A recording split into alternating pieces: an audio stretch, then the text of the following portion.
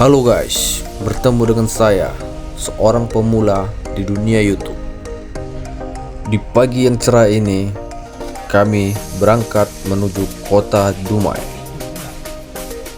Masih 1 jam dalam perjalanan, kami mendapatkan sebuah kendala, yaitu ban serep kami rupanya bocor atau rusak. Terpaksa kami berhenti sejenak di gerbang tol untuk memperbaiki ban yang rusak. Setelah selesai memperbaiki ban yang bocor, kami melanjutkan perjalanan dan kami setelah sampai di gerbang tol 50 Kisaran. Tarif tol dari gerbang tol 50 dan exit gerbang tol Kisaran kurang lebih di angka 45.000. Intinya masih di bawah 50.000. Nah, inilah suasana di dalam jalan tol 50 Kisaran. Semenjak ada jalan tol ini guys, waktu jarak tempuh bisa menghemat 1 hingga 1,5 jam. Mudah-mudahan di bawah kepemimpinan Bapak Prabowo ini, proyek jalan tol bisa semakin jauh lagi guys, supaya jarak tempuh kita semakin singkat. Dan singkat cerita pula, perbocilan mulai gelisah di dalam mobil. Jadi kita berhenti sejenak untuk membeli jajannya guys. Di sini sebenarnya perbocilan bingung, saking banyaknya yang mau dibeli, nggak tahu lagi mau milih yang mana. Jadi ras terkuat di bumi lah yang menentukan apa yang mau dibeli. Kalau udah ras terkuat di bumi yang beli, udah nurut aja. Kalau nggak, hajab dunia ini guys. Asik pilih memilih. Saya pikir ibu negara ini udah enggak ingat lagi sama suami, nggak ditawari. Rupanya masih ingat. Ditanyanya, mau beli apa kau ya? Ya udah, saya pilih aja yang seger-seger. Oke. Dan pada akhirnya ibu negara juga memilih minumannya untuk di perjalanan guys. Rupanya yang dipilihnya minuman kaleng. Setauku itu obatnya itu, tapi suka hatinya lah situ. Dan perbocilan ini kalian pikir masih bingung juga apa yang mau dibeli. Ya udahlah, ibu negara juga yang menentukan. Setelah ibu negara ini selesai memilih jajan untuk bocil-bocil ini, berangkatlah dia ke kasir. Antri rupanya. Tapi dia nggak mau kalah. Disodorkannya aja belanjaannya ke depan kasir itu. Mau marah-marah kakak itu.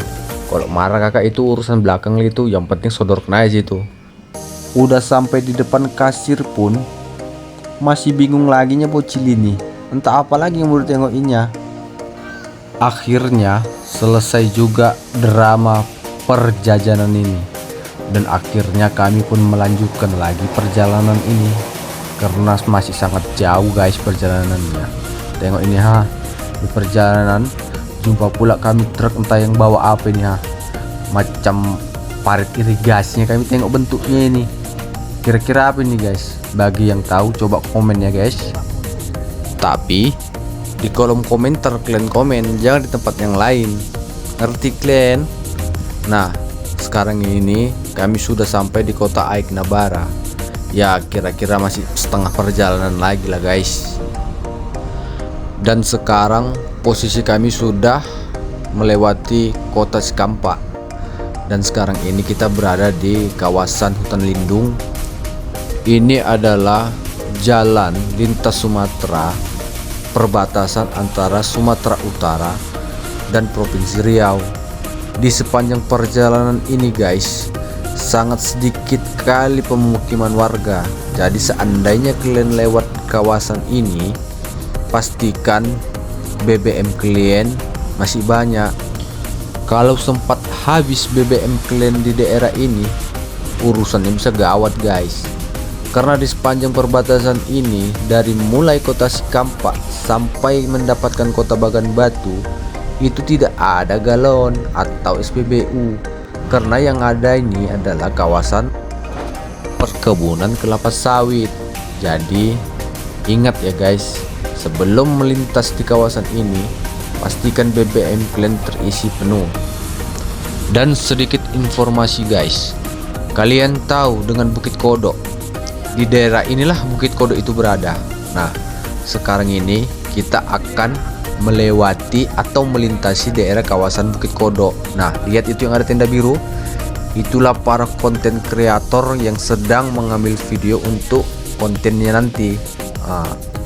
Sekarang kita sudah memasuki kota Bagan Batu guys. Kota Bagan Batu ini tergolong kota kecil, tapi penduduknya padat guys. Dan setiap saya melintas di kota Bagan Batu ini selalu saja ramai orangnya guys.